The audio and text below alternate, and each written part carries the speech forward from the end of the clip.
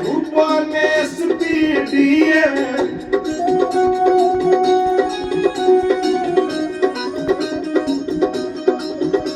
केहू बने सीएम केहू बने सीएम केहू बने सीएम पीएम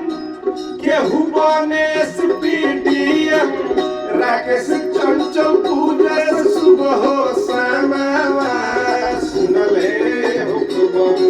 भीम जी के नामवा देशवा खातिर लिखले संविधानवा सुनले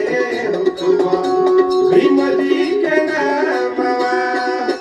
देशवा खातिर लिखले संविधानवा सुनले भीम जी के नामवा समूह में भइल जेकर जनमवा सुनले भीम जी के नाम